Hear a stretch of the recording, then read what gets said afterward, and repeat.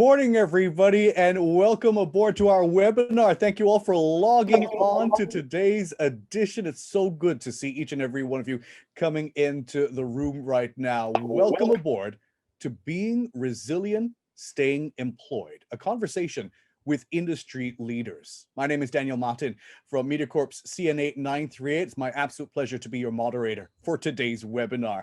Now, of course, in this pandemic and soon to be hopefully post-pandemic world, we're evolving at an incredibly breakneck speed. Organizations need to focus on building resilience in their data-driven journey. The buzzwords we've been hearing for a long time, especially here in Singapore: upskilling and reskilling alone. Now, that may not be enough. Organizations need alignment. They need to know precisely where to invest. They need to understand what skills they're going to need to build that resilience and become data-driven.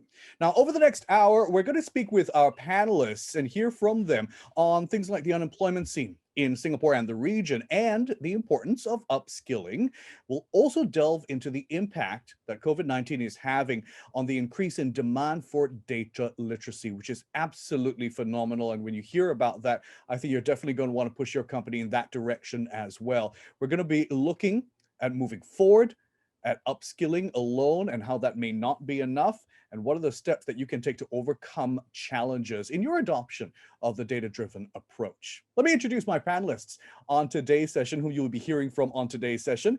First up, Ms. Sharla Axred, who's founder and CEO of the Center of Applied Data Science. Sharla has over 15 years of experience in the telecommunications field. She's an award-winning entrepreneur and has established the Center for Applied, or rather the Center of Applied Data Science, as a platform for data analytics and artificial intelligence. Shah, good morning to you. Welcome. Good morning, Daniel, and thank you for having me. Wonderful morning. I can't wait to hear all your thoughts on all the various points that we've got, because we've got a great panel here, including Mr. Stephen Yee, who's joining us. Mr. Yee is Assistant Executive Director for the Corporate Learning Center and Workforce Transformation Division at the Singapore National Employers Federation. Stephen, welcome aboard. Good morning. Good morning, Daniel, and all of you. I'm glad to be here to be with all of you today. We've got a lot to talk about, Stephen, and of course we're joined by Professor Dennis Campbell, who's a Dwight P. Robinson Jr. Professor of Business Administration Unit and Head of Accounting and Management in Harvard Business School, joining us live from Boston right now. Good. I'm looking outside your windows. Good evening, Dennis. Would I be correct in saying that? Yes, good evening from Boston, Daniel. Thank you for having me, and good morning to everyone there. Looking forward to the discussion with all of you. I know our panelists are ready to go, and you, our listeners as well, now viewers. Here's a quick tip and a reminder. So most of you will be on mute. We won't be able to see your video either. But if you have any questions at any time, you can submit that through the Q&A function, which is at the bottom of your screen. You'll see a little box and an icon that says Q&A. Anytime you have a question, a comment, a point, leave it there. And of course, feel free to direct the questions to any individual that you want to answer it. We'll open it up to the Q&A segment at the end of this session. But right now, let's kick things off with the fact that we are in, of course, unprecedented times in terms of unemployment rates. To my panel, as industry experts, I have to ask you, where do you think, or what do you think of the current unemployment scene in Singapore and where it's actually headed? We want to talk about the steps that organizations need to take in terms of getting through this period the right way. Charlotte, let me start with you and unemployment. Oh, I'm starting this conversation off. Unemployment, right? Singapore is looking at what, 4.3% for this year, 2020. ASEAN, 6.7%. I think that's inevitable. It's always going to be that. Post-COVID just makes it even worse for that. But I think what we need to talk about is how do companies stay aligned and stay resilient towards these changes. It just accelerated. Post-COVID just accelerated what we call digitization. And what it becomes more and more difficult, I realized over the past 1-2 years, upskilling alone is not enough. We get more and more people upskilled into data and digital, but there are no companies to actually employ these guys because they haven't started the journey. And those who have are not sure where and how do they place these people within the organization, because within the organization today, you're wondering, I cannot fire them, and how do I get new talent in? So this is very, very key, I think. You talk about unemployability, but I'm talking about there are jobs that's out there that's more than 2 million in ASEAN that we cannot fill up because that's very much into data literacy. So, it's about getting a job, not about losing the job, I think. And it's not about replacing of jobs either, right? No, automation means here that it helps optimize the workforce. So you don't have to be in the office for 12 hours to do your job when you get some automation on the manual things that you do every day. People have to realize that. I embrace automation. I'm like looking forward to a Jetson kind of lifestyle. You know what I mean? Absolutely. So, I'm there with you. So yes. Full Judy Jetson mode on. In fact, let's talk about the Singaporean context a little bit more, because as we heard Charlotte talk about some of those numbers, Stephen, and I raised the issue of the fears that people have about job replacement as well. Give us an idea of the local context and maybe the direction that local organizations are taking in this current landscape based on your discussions with employers. Okay, Daniel, thanks for the questions. I would just like to build upon Shara's comment. For sure, it is not going to be a replacement. In fact, I'm looking at it is that we will create more opportunities, more new jobs to be created. I truly agree is that we need to move a little bit faster. Okay, organizations need to transform themselves faster. The person talking about the people, the workers, the bosses themselves needs to adapt and change and need to upskill, reskill, and looking into new business models. I think these are very important. I pretty like the fact that we don't have to work so hard, but we are still double as productive as before with the use of technology. That is what mankind are designed to do. We shouldn't work that hard. We should work smart. That is the word. Because if everybody works hard, then we will be dislocated one thing, which is our life, our families, and so on. Let me just share with you. Every successful man, there's a woman. But every successful woman, there are a bunch of neglected children. That is what we are worried about also. So I think we need to make sure that at the end of the day, we definitely have to work. We must enjoy working. And more important, we must enjoy our life on earth. That's all I want to share. Are employers telling you that they're looking to beef up that employee experience while assuring their employees that there are still opportunities within the employment market, within their organizations? I think with the COVID-19, it does really shape a lot of things. The workers, likewise for the business owner, the bosses, they start to look at things in a slightly different perspective. Okay, and also I think overnight, I think we see a lot of employers starting to ask about things that they never asked before. Hey, can you tell me how to implement flexible work arrangement? My people all have to work from home.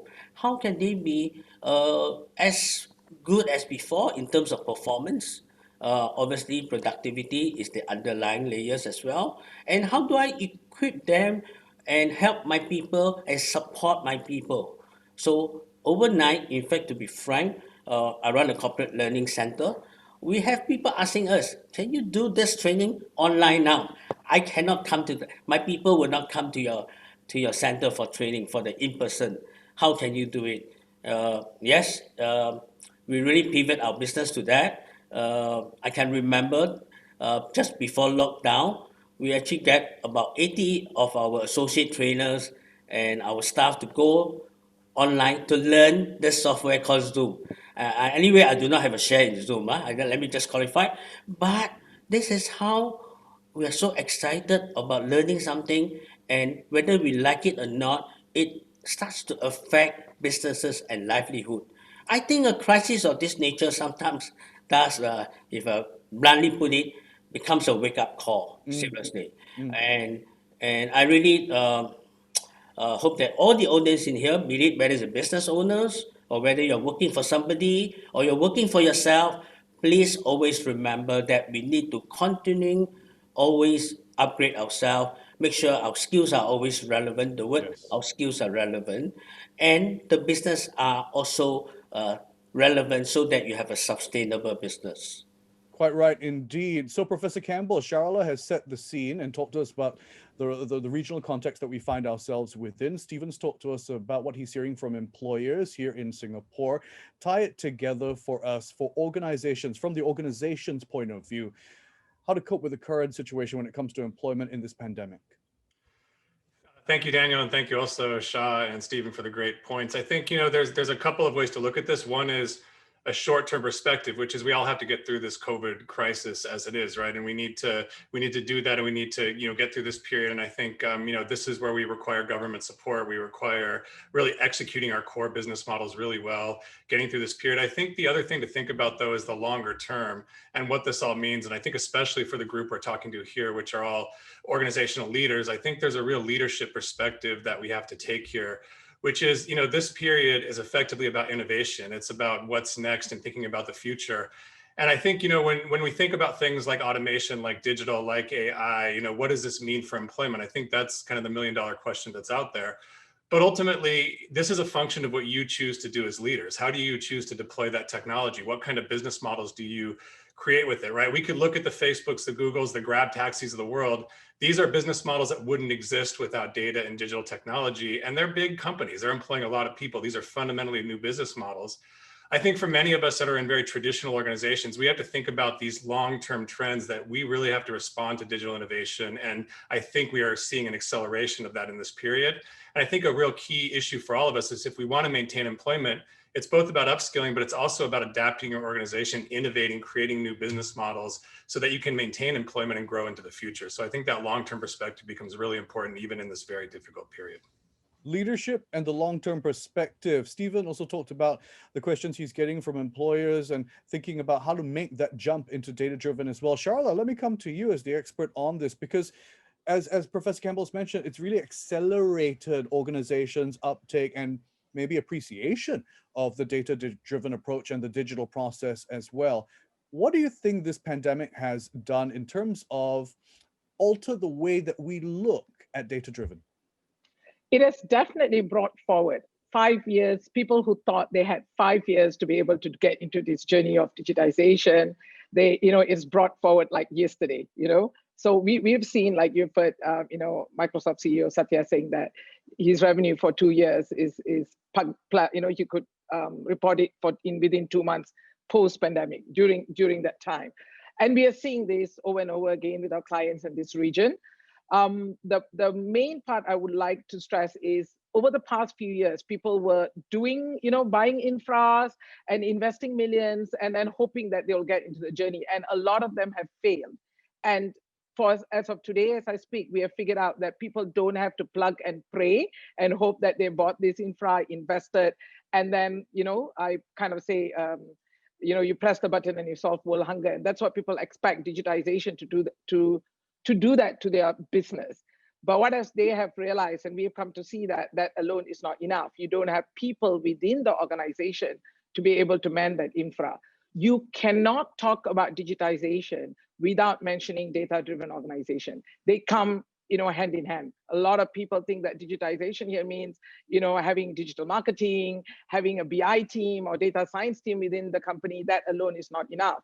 You need to become a data-driven organization. And I say that because what does data-driven organization here means is every employee needs to be data literate. So everybody needs to speak data. And only then, you can get an elephant from standing to flying, because everybody can speak the same language and you will not get siloness within the organization. So it's not an option to think about, oh, I'm going to think about digitization and that means I buy an infra. So, and we keep insisting to say upskilling alone is not enough. It has to be tied to leadership and strategy within the company. And I think we all are saying the same throughout this conversation. You hear me, Dennis and Stephen keep insisting that, yeah. Because that point needs to be driven home in many ways. Picking up on what you just said, I think that is the case. So many organizations become digitized in name only. Like you said, just the infrastructure, just the team. How do you make that jump from in name only to actually a truly data-driven organization? Does it have to start from leadership? It is top down. It is. The whole digitization has to be strategy by itself. It has to be driven by the C-levels. for some companies, the board has to approve that, and only then you can trickle it down. It's not like industry, I call it 2.0 and 3.0, where it's bottom up, right? The manager could decide what technology they need. It has to be a whole company strategy, because you transform what we know today, what we have learned throughout our life, right? Our kids' education has been disrupted because they need to know digital. Your job and my job today is disrupted, how we do this. How do we do even this Zoom thing? How do we attend conferences? And companies are struggling, like the businesses that worked before is being disrupted by companies that's, they know exactly who's their target customers. They know what client wants, and, having that chief marketing officer who they call it the golden goose, or the, everything he touches become gold, it's no more existent. You're going to run out of luck if you're not going to use data to be able to make your decision. And we're seeing that. And I think the post-pandemic has just proven it. Sadly, that's the reality. Stephen, that's my worry as well. What Sharala has addressed there, which is that organizations here might be in name only going down this path. What are you hearing from employers as well in terms of how they're moving to maybe give that thrust towards a more data-driven approach? Are they recognizing that they need to be a truly data-driven organization, or just, doing the infrastructure and that's it? Okay, Daniel, I think in most of the employers, I'm looking at the small, medium-sized enterprises, the SMEs in particular. Uh, I think it's really a long way to go when it comes to data-driven kind of organization. Reason I truly agree is that uh, I think the few challenges is that they are facing is that how do I make my data accessible to all my users in the organization? And the other thing is also the cultural aspects of it. The culture aspects, there's still some resistance in that within the organization. One thing for sure, technology is already here. And often than not, companies start to ask questions like this. What is it that I have in mind? What is it that I want to do with my data? And how clean are my data? And my data are all over the place in different forms.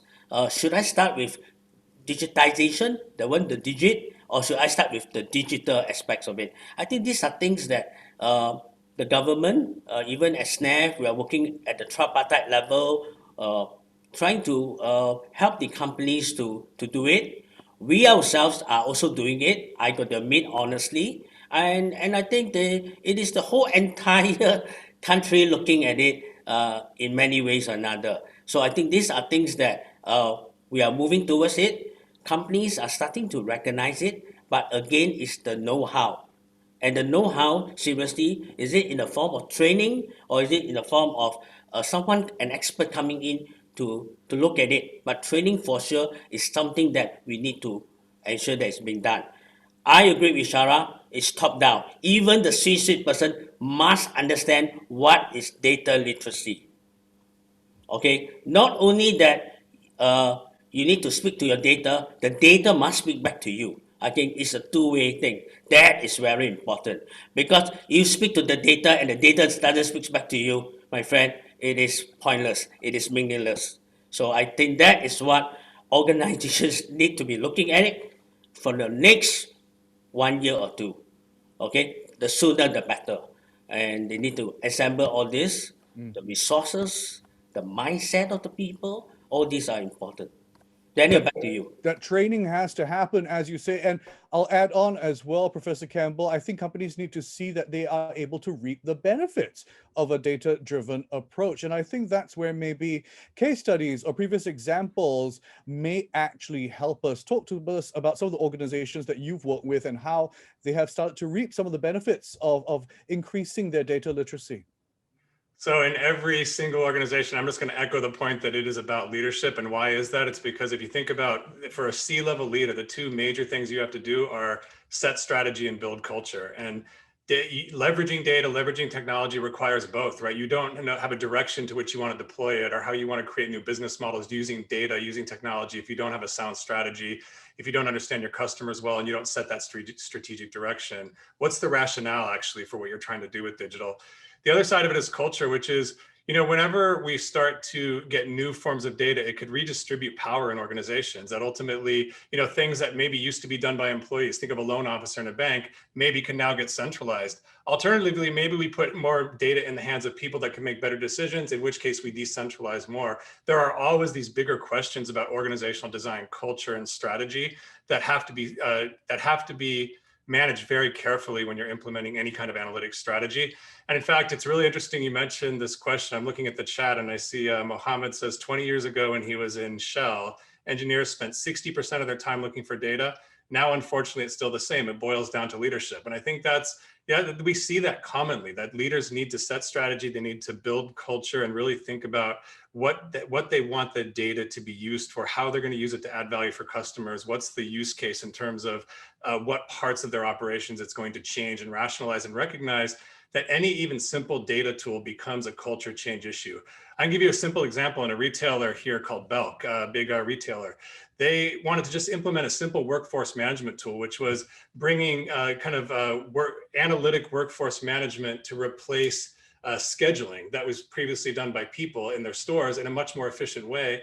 Ran into all kinds of resistance because ultimately you are taking decision rights out of the hands of people. That's a cultural change issue. And eventually they had to really think about how do we use this data, put it in the hands of people, allow them some freedom, and then they started to get acceptance of it. So I think it's that kind of thinking where what's the culture, what's the strategy, and ultimately don't ever treat any even simple data or analytics tool as just a tool. It's always about culture and organizational change. Professor Campbell, when you hear Stephen mention that maybe we still have a long ways to go, is that concerning to you? I will say no, in a sense, which is I think that directionally people are going there. And in fact, we even see in our own data in the region that we're collecting through CADS that, while lots of organizations have a long way to go, they are trying to get there. And I think people are starting to respond. I think at some level we have to. I think that this current period is accelerating that. It's forcing people to innovate. And so I do think that we see well-meaning leaders on the path. And I think there are, we can get into this later if you want, but there are certain organizational kind of structures and designs that favor this kind of innovation. And so I think that there are pathways to do this. And I think leaders are showing signs that they are really pushing in this direction, even in pretty traditional firms. Quite right. And we will get into that as well later on. I do want to remind our viewers, thank you so much for joining us, everybody. And we love seeing your comments in the chat function there. If you have specific questions that you want addressed in the Q&A, leave it in the Q&A function box at the bottom of your screen. And we'll address that in the Q&A segment coming up as well. But we're looking at everything right now as well. So thanks for being a part of the show. Let's talk a little bit about how 2020 has really been this mass accelerator in a way in terms of adoption, almost forcing adoptions from everyone from the SME to the local hawker centers in Singapore as well. Charlotte, let me talk to you about that. How important is it for both the small and the big organizations to really upgrade their digital literacy skills right now? I'm just odd to think that we're still asking whether how important it is. It's not ranking anymore. It's a must.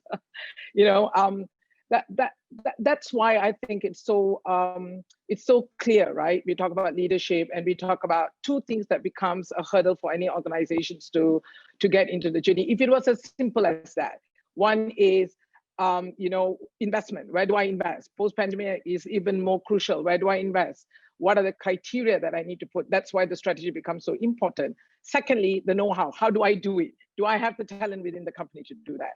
And this is why the upskilling becomes, just a must in every organization. So SMEs have a bigger challenge that they work on.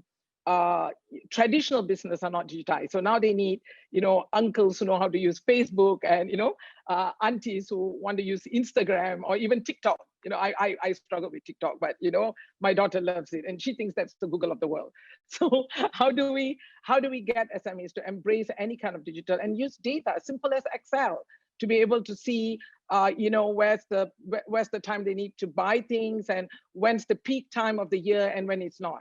For bigger organization, the challenge is always, I got 1,000, 2,000 people. How do I, first of all, identify within this team? Because I think staying employed and keeping people employed becomes the number one need post-COVID.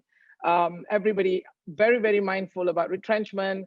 And then hiring is also becomes an issue, right? And if you can't find jobs for people within, why are we hiring people from outside? Which then affects the graduates that needs to be employed. So there's this vicious circus that's going around. So it's not a question whether it's important or not. It's must. And I think we know Singapore has already started this journey way before COVID has happened. Malaysia has invested in that. The question is, once you've upskilled them, where do they belong in the organization? Now, the moment you start upskilling and getting everybody in the organization to talk data, and we've done this with one of the oil and gas companies in this part of the region, you actually start creating a culture where people understand why this data is needed. Why do I need to share? In fact, one of the companies we worked with have put this as a talent retention program within the company, just by engaging everybody in the world of data literacy. It changes people are not afraid that their job is going to be automated because they know they're going to do something else and more productive. They understand.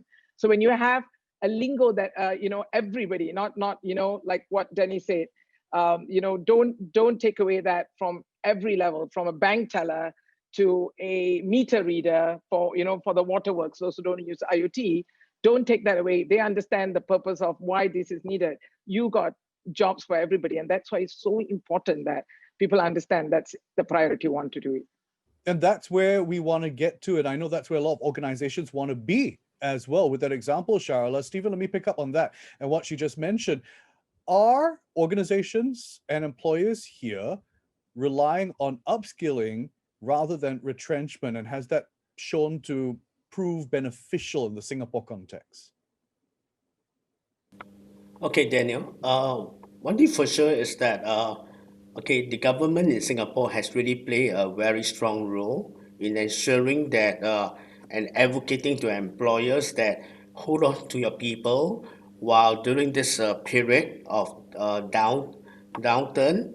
Try to upskill your people in the various ways and so on. There's obviously that we have gone through 4 budget review and with all the necessary relief to basically help companies to stay afloat by keeping their workforce as much as possible. Obviously, there are cases whereby at last resort, you can't keep your people. You really need to downsize a little bit in manpower. Then look at redeployment within the industry. So there's a lot of outplacement work being done by some of my fellow members in our organizations. Okay, so outplacement was really a very big thing. Reason is because in Singapore, if you look at the workforce, predominantly we have the local workforce and we have the foreign workforce. We actually lost quite a fair bit of the foreign workforce because of COVID-19. The borders are closed and so on. So we actually learned, it was a pain for some business. We learned how to really work within the resources that we have, be it whether, and in fact, it almost run into what we call ageless. As long as you're willing to learn, I will upskill you, I will make sure that I reskill you to get onto the job for me, for those sectors that are still furiously doing very well. Obviously, we do have those sectors that are badly affected, especially the tourism sector. How do we deploy them into other sectors? And I think there's beautiful programs that the government came out with under the SG United traineeship, mid-career, and so on. We even run a professional conversion program. Now, I would like to pick up the point that Shara was mentioning about data literacy. Let me just emphasize a little bit of it. I think there is a light at the tunnel. Everyone is so fearful that their jobs are going to be replaced by AI, robots, and so on. But let me give you a message. Maybe right, I think, is that data literacy is meant for everyone. And actually, the next thing in the value added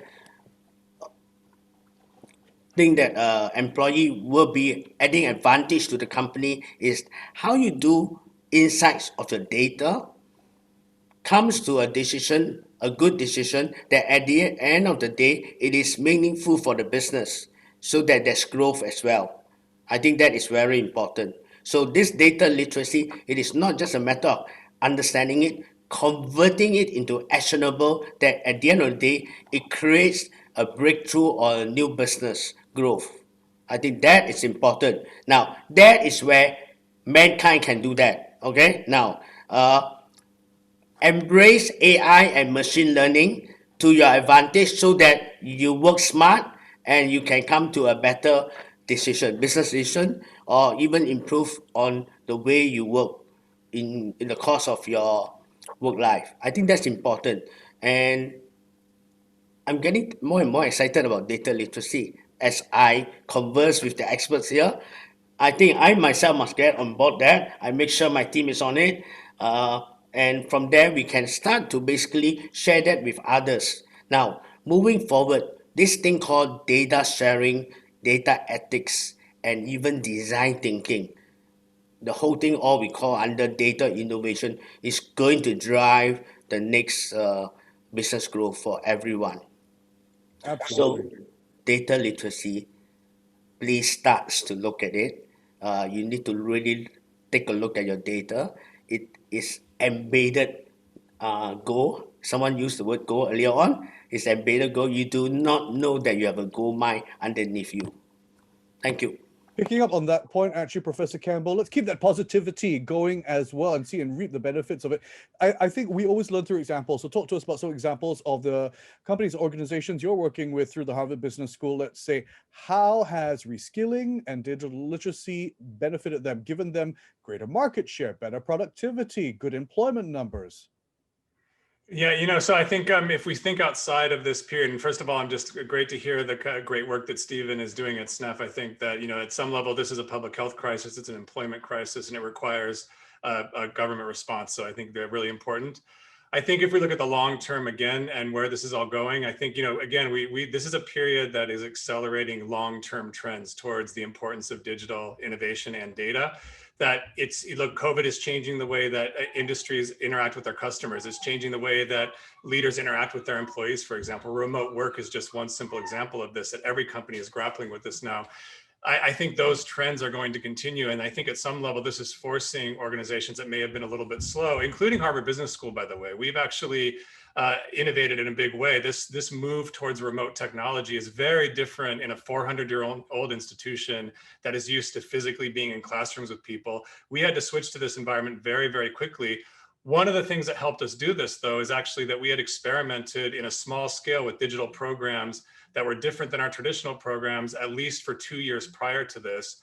We were able to leverage those capabilities and the small group of faculty that taught there to get our faculty up and running very quickly in this very new environment. So I think part of the lessons that we all have to think about here are, there are real benefits to investing in digital and data innovation capability, because although we can anticipate we will come through the COVID crisis, we want to anticipate there will also be future crises, and we need to be prepared to actually get through these, and we need to be prepared to be able to innovate and be adaptive. And I think that's one of the bigger issues here, is it's not just about data and digital innovation, it's about the capacity to innovate generally. And I think that makes organizations more resilient to periods like this. And so I think this is what we're seeing across virtually every organization, every sector is having to adapt in ways that will put them in a very different future direction. I agree. The new norm has been a buzzword that's been used to talk about, I guess, how we interact with each other from a hygiene point of view. But the new norm also applies, I guess, to the way we're going to work and the way the organizations are structured. This is the new norm.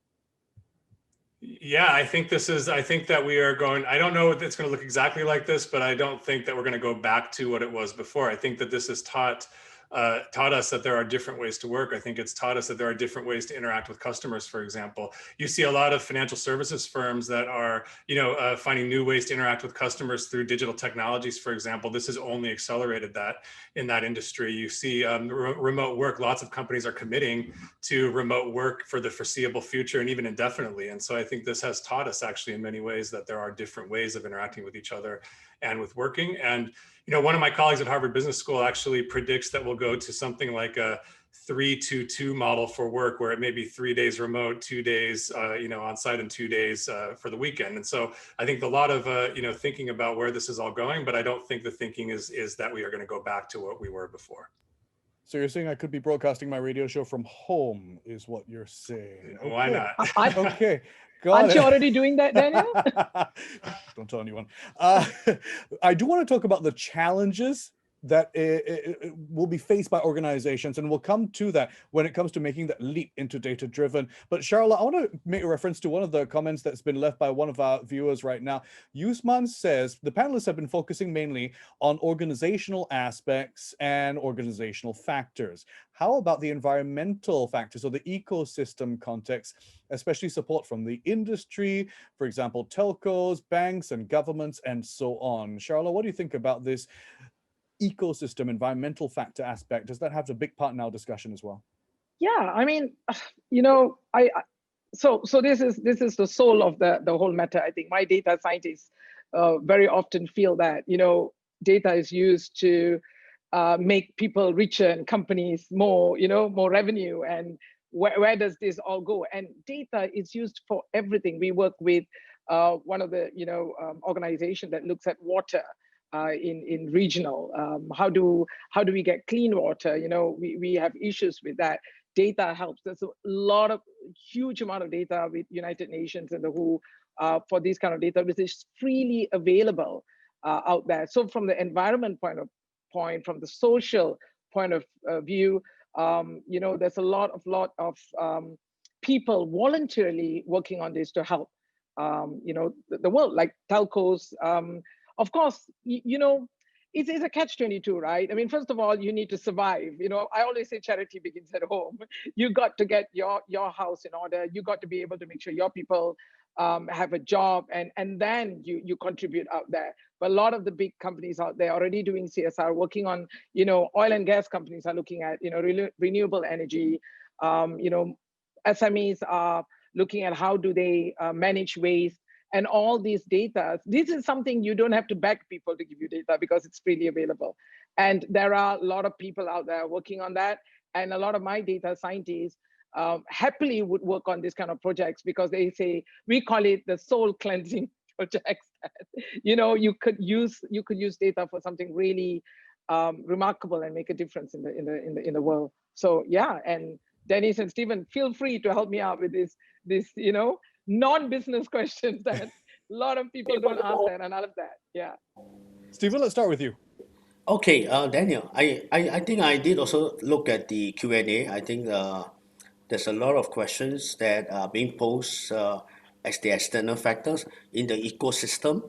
Now, I would foresee that there's one thing that is a multi stakeholders effort here between the public and the private sectors. Now, the government plays an important role here. I think, let me just share a little bit for the benefit of the audience. I think some of the audience are not in Singapore.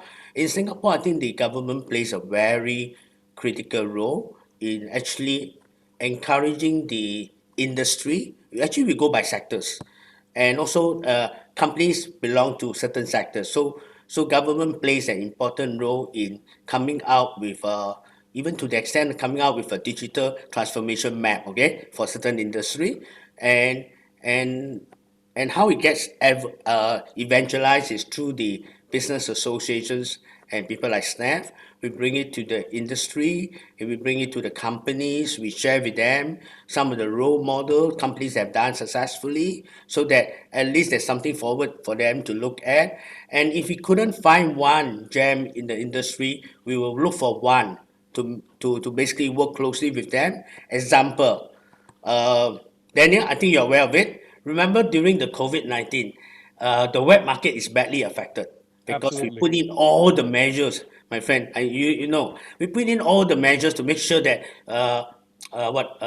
even numbers, odd numbers, you go into the market, and then there's a lot of loading checks and so on, and all the sellers are badly affected. One thing for sure, the government come in, GovTech, and remember they came in to talk to a few of the storeholders. We help you to video, we help you to go online, and so on. And that actually created a lot of not only excitement, a lot of sales. That's important.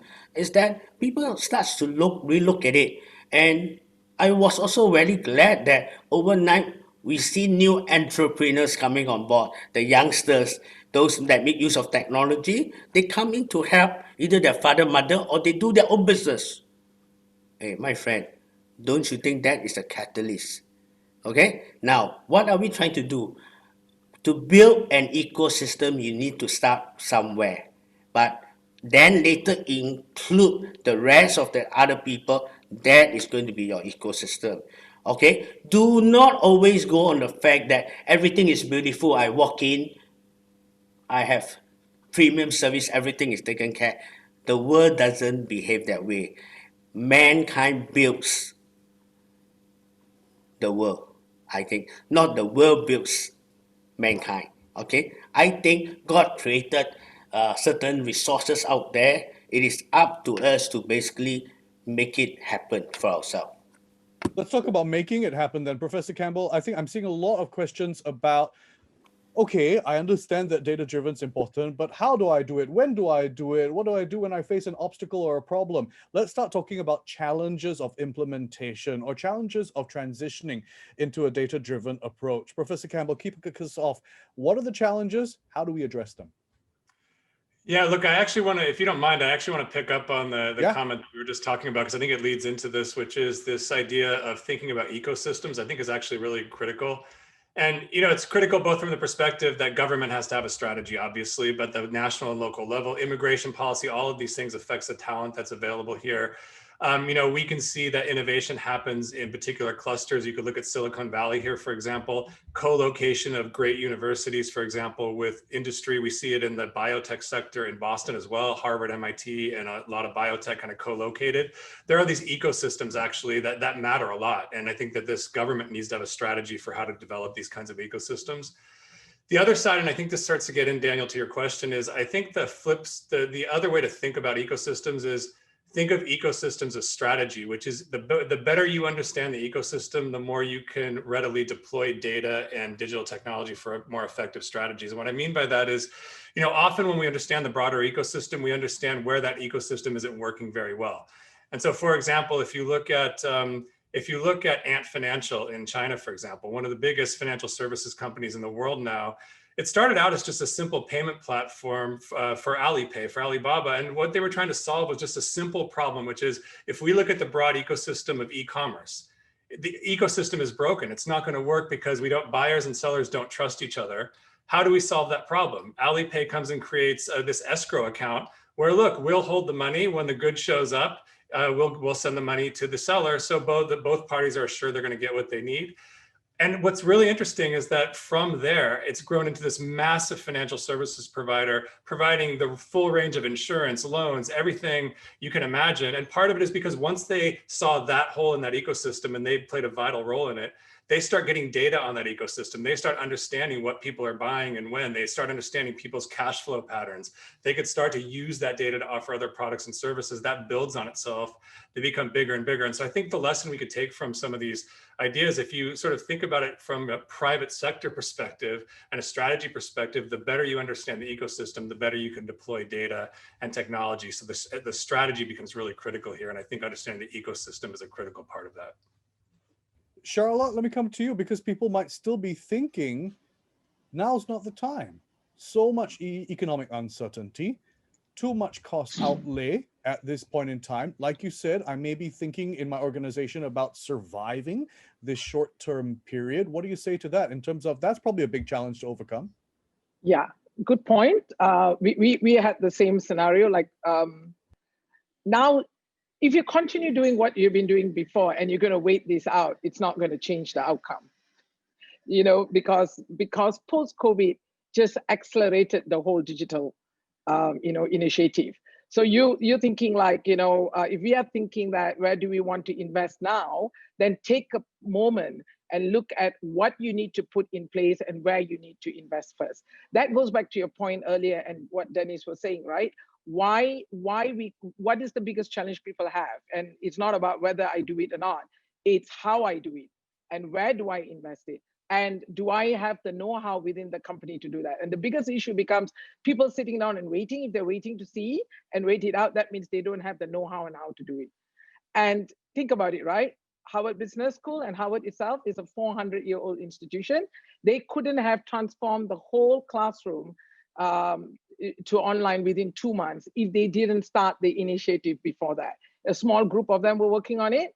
And I don't know if you know this, Daniel, Harvard takes a lot of pride in their classroom training and their green board and white chalk. They patented it.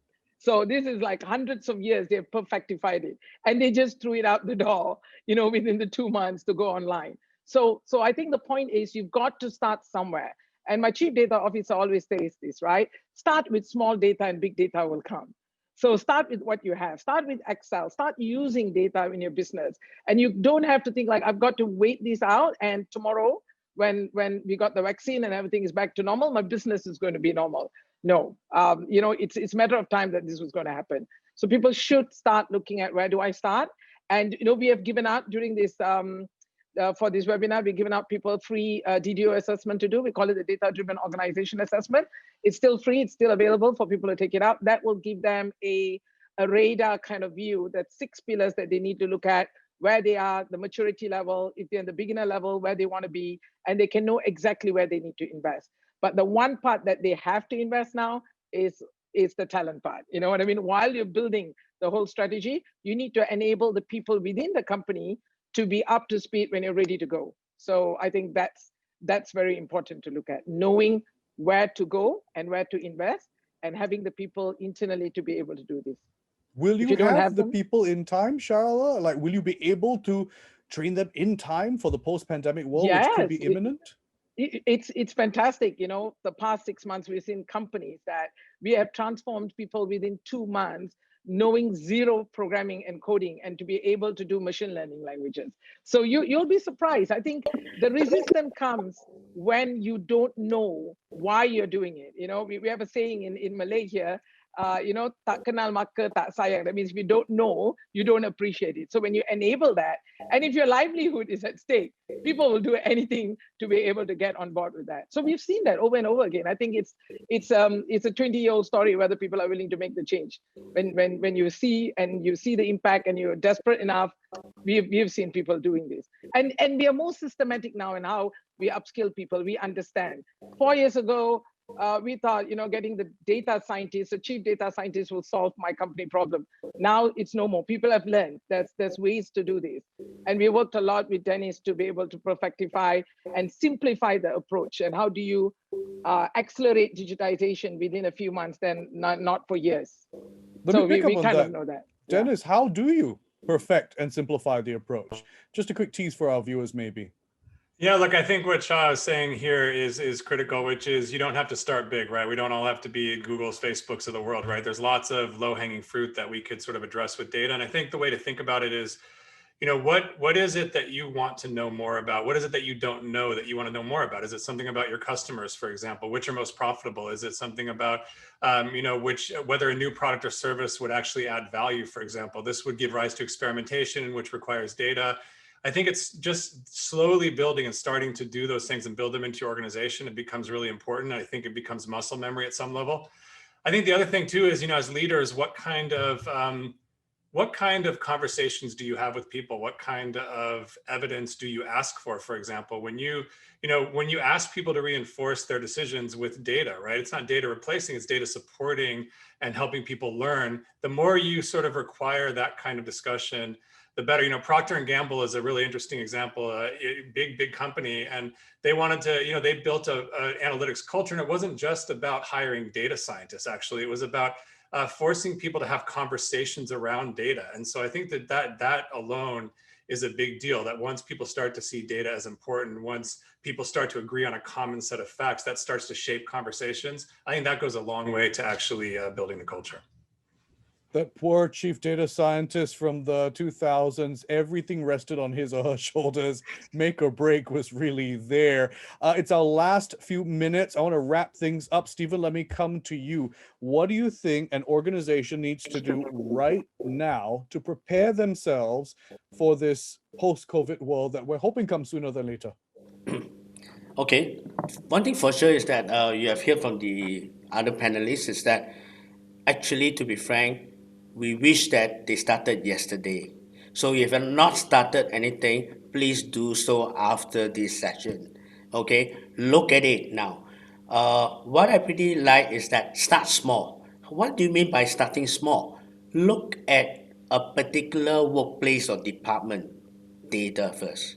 Okay? Now, start because the whole transformation, the whole thing about uh, data-driven organization is going to evolve over time. You don't start from the very big thing and then start to get yourself caught in a situation that is beyond your capability. I think every organization has its capacity, capability, and you need to build it over time. Believe in your people. Identify the right people, upskill them, because data literacy is something new, okay, in this part of the world. I'm not sure about Dennis. Dennis, you're probably more advanced than us, okay? And you have all the research data to support it. Fine. I think we are convinced. But what is important is that it's the act of doing it. Okay, that is important. And again, I think earlier on you were saying that some are worrying about survival. Truly, I agree with you. But if you keep on worrying about survival and not doing anything, you will not survive. That is the thing. Okay, so I think you need to really look at it. Look at your business. Which are the areas that are still profitable? Which are the areas that still got potential but we're not doing so well? Look at your data. They will tell you something about it. Okay. Now, I pretty like Professor. Everything that we make decisions now, they try to go for the fact of data evidence. And you start later, you start to realize that you're data driven now. Correct? Evidence. I think that is very good. Evidence based is something that we start to have it. Hopefully, it must be in our DNA now that we start to look at it with perspective that don't always go on gut feel. I know there are a lot of the tauges and the bosses, they always go on gut feels and so on. I was just thinking that we have a lot of organizations in Singapore like that, right? Where it's Yeah, like yeah, yeah, a kingdom definitely, or a definitely. fiefdom, and what I say goes.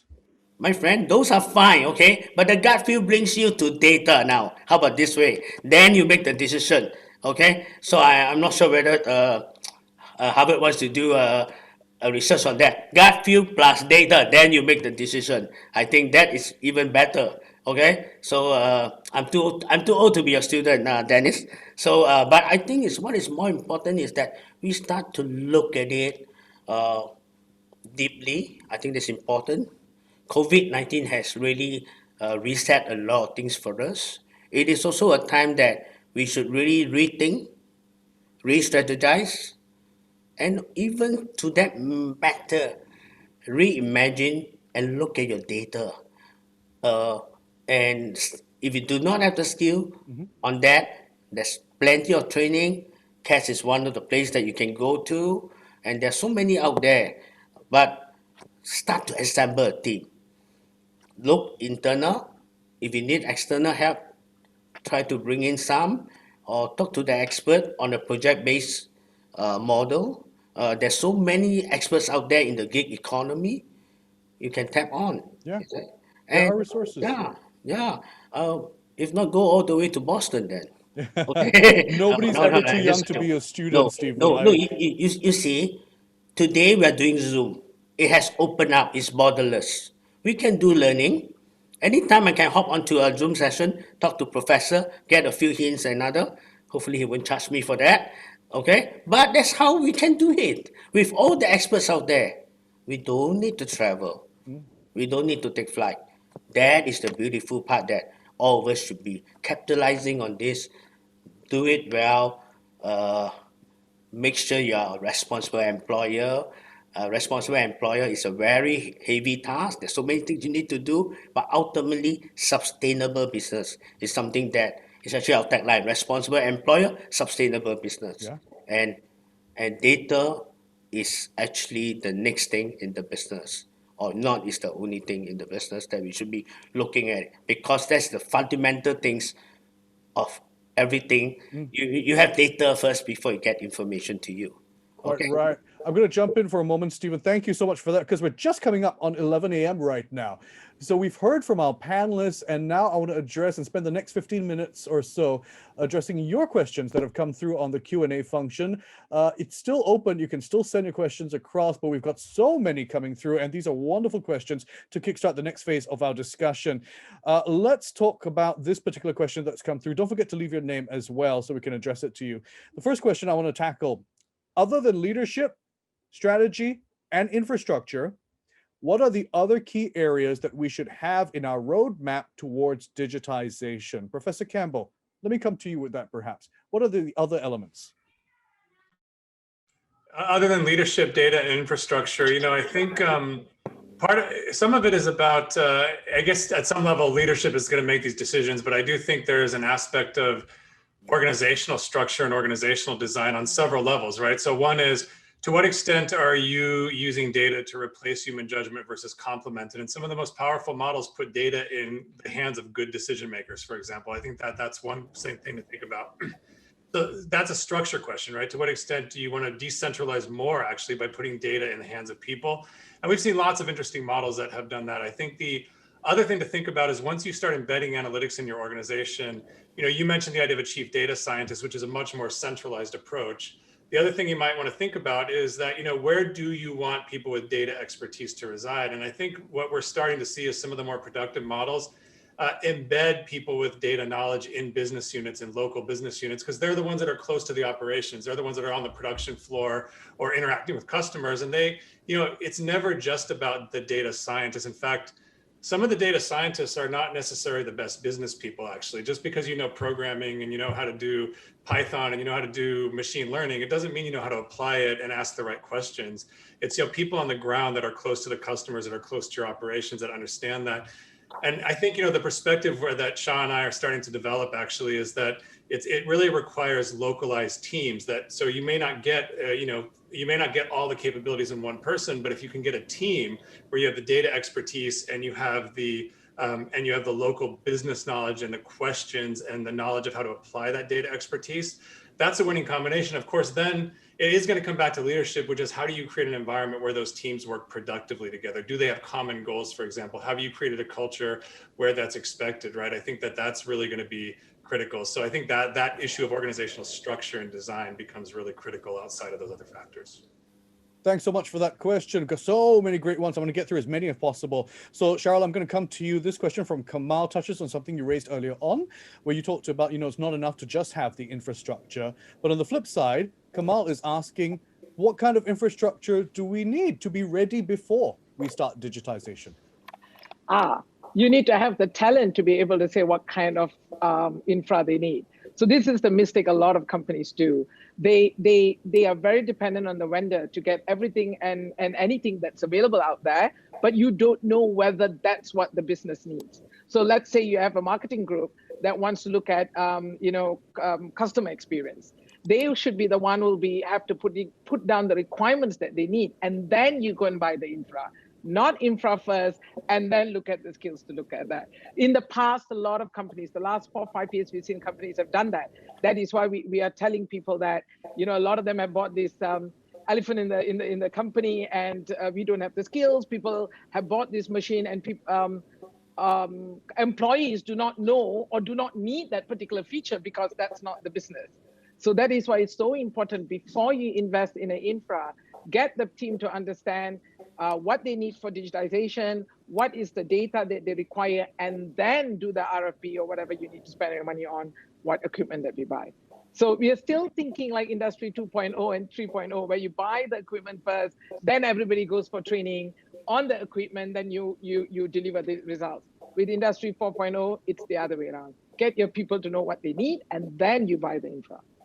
Charlotte, let me stay with you for this next question from one of our viewers who asks, if we're too dependent on technology, that's something very fragile. For example, what if there's no electricity? What if there's no internet? What if automation can't work? Do we also have to prepare ourselves to do all the jobs manually? Yeah, I mean, it's a balance. Look, you nearly had your router busted in the morning, and we would have ended up and not game having over. a moderator. in the morning. But I guess that's the balance. Like, there was an outage with Google, wasn't it, 2 days ago? And if my kids are all in Google Classroom, can you imagine that? What would happen? That's the price we have to pay. But I guess that's the point. Everything is a balance. Like what Stephen was saying, like, the Taukes, entrepreneurs, I'm one of them, that I have this gut feeling, right? I know better. I've been there longer. But to match that with data is where things get really, really exciting. And I think it's with everything, totally 100% depending on data and digital. For now, yes, right? Because we all are homebound now. Malaysia is having a second wave and KL's, and you got to deal with that. Not having it is one thing, but totally being dependent on it is the other thing. So try to find the balance. In Europe, they're making sure that after 6 o'clock, you got, it's legal for you not to answer emails from your employer. So it's a balance. You don't have to put a policy in. I think people have to manage that balance. Stephen, let me come to you with the next question. This person asks, how do we gain trust from organizations to implement a data-driven culture? Oh, that is a difficult question. How do we gain trust? Basically, I think you have to start from the leaders, okay, and over time you build it. And I think it's the way that you basically start from leadership, okay, and again is that build it over time, work very closely with your people. I truly agree is that we need to respect what the needs is before we buy the technology and so on. uh, I think these are things that often or not sometimes top management or even for that matter uh, technology is no longer leaves to the hands of the IT anymore. You realize that the the internet world, the internet age has teaches us that everything is actually quite user driven. Likewise, the same thing about digitizations. It is down to decentralized model, but you may have a central strategy together. Okay, now I think the trust here is evolved leadership, and it's something that over time we need to find a way to build. It is quite an invisible thing. A good example is that a leader must be able to basically stand for the things and able to basically also stand by the people to work closely in times like that. COVID-19 has shown, regardless of who you are, you all work from home. Correct? That's the reset. And again, is that it is also a time that we start to embrace this thing called trust.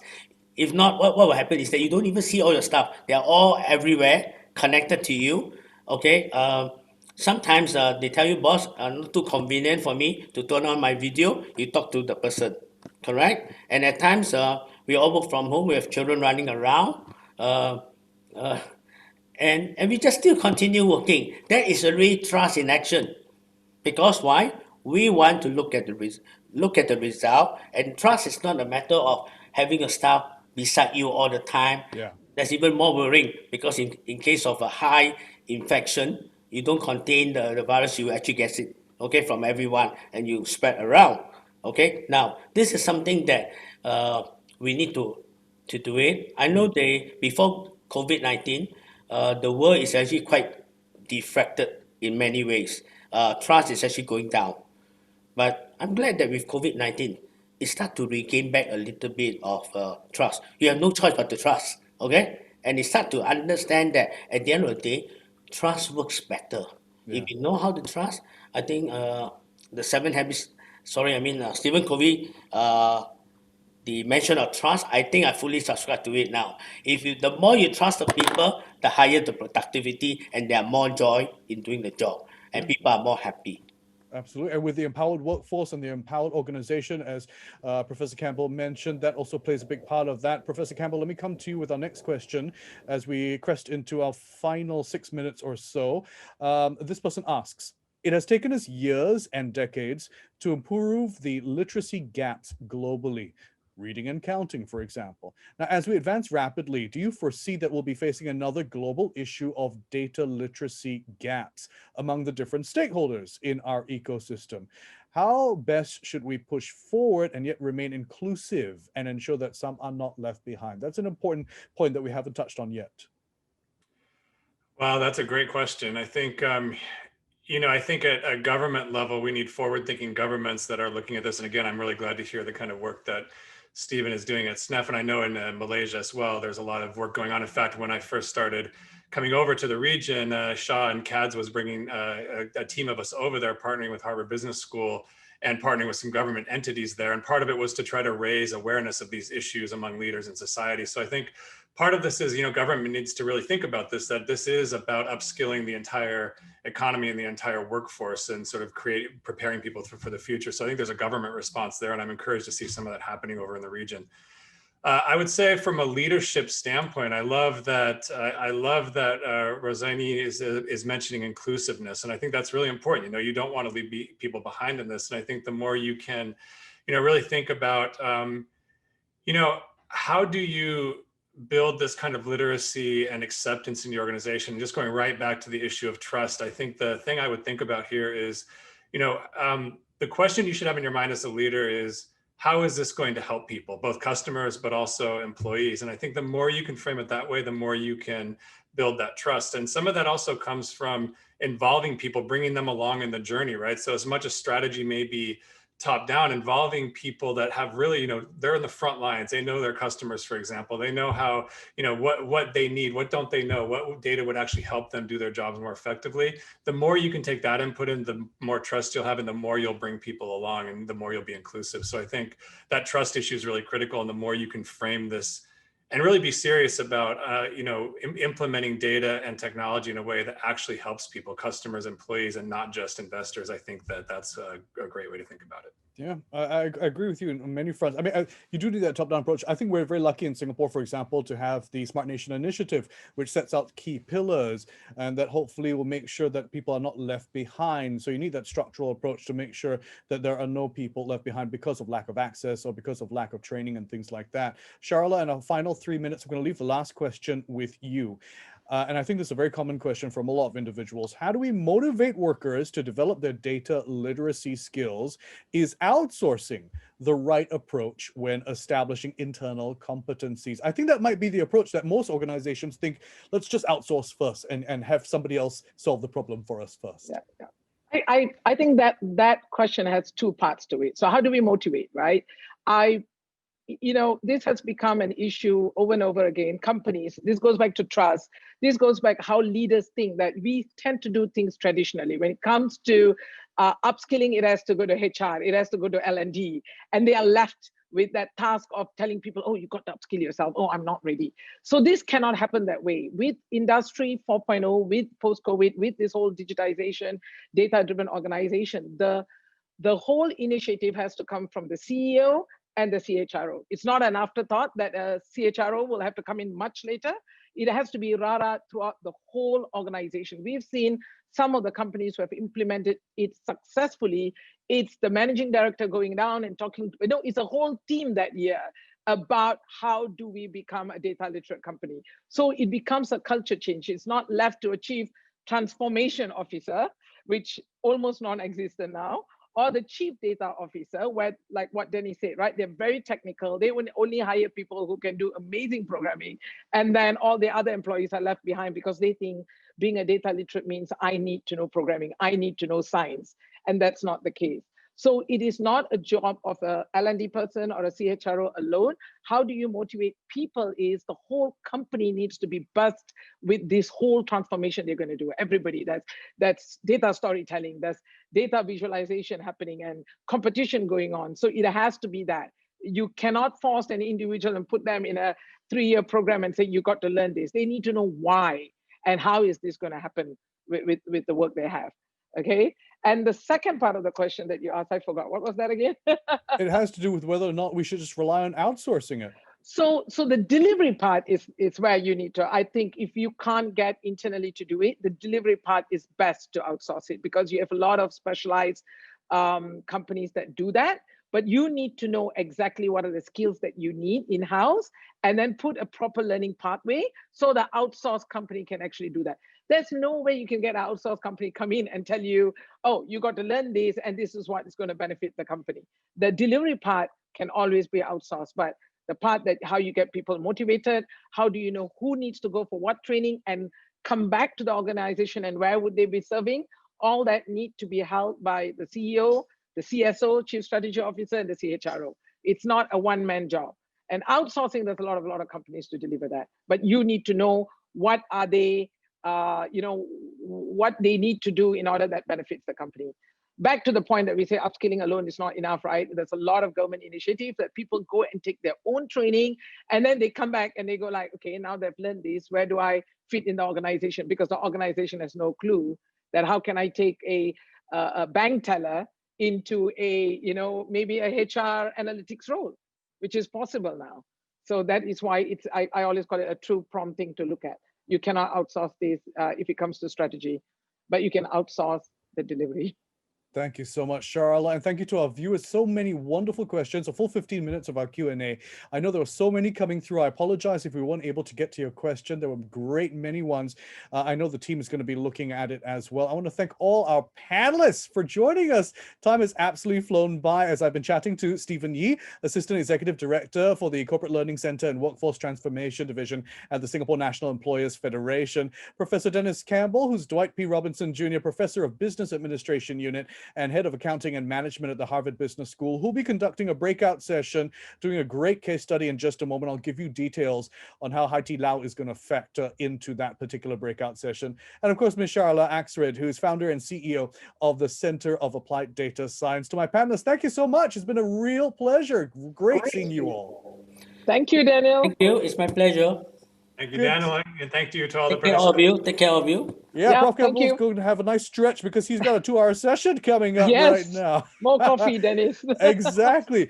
Just to all our viewers tuning in, this is how it's going to work, okay? Before you go, there is the business case study workshop with Professor Campbell. It's starting at 11:30 a.m. Singapore time. So you've got time to dash to the loo, grab another coffee, grab a little snack. 11:30 to 1:30 is when this will run. The workshop is a case study on Haidilao, which is the fastest growing restaurant chain in China.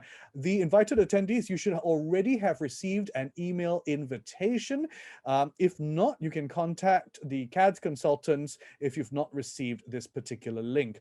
The second business case study session that's scheduled for tomorrow at 9 a.m. running till 11:30 a.m. And that is going to be a case study on Axiata Digital, which is of course one of the largest telecommunications corporations in Asia. So a lot more to delve into. Now, similarly, the CATS team has also sent out an email invite for those who've registered for tomorrow's session. Let them know if you haven't got it yet. If you're interested in learning more about how to hire your best data professional, it all starts by forming a business analytics or data science team comprising professionally trained junior data scientists, data analysts, and data engineers. So guess what? In partnership with Protégé Ready to Work program, your corporation can actually enjoy a double tax deduction for next year of costs involved if you were to hire a data star from CADS. You can actually join them for a meet and greet session at the website www.thecads.com/hire-a-data star. So check that out on the CADS website. And before you leave, I do hope you'll take the time to just answer a quick survey. Check out the link that's coming up in your chat right now. Click on that. We really appreciate it if you can give them some feedback about what you enjoyed, what you'd like to see covered, what more you want to see, how amazing you thought the host was, all that kind of stuff. In that feedback form, that's where you can give your feedback. We'd love to hear from you. Thank you all for joining us, and we'll see you at the next session. Data Driven is here. It is now. It is the future. It is the present. And it's going to only serve you better as we crest over into 2021. From all of us and our panelists here, Merry Christmas, Happy Holidays, and Happy New Year. Thank you for joining us. Bye-bye, everybody.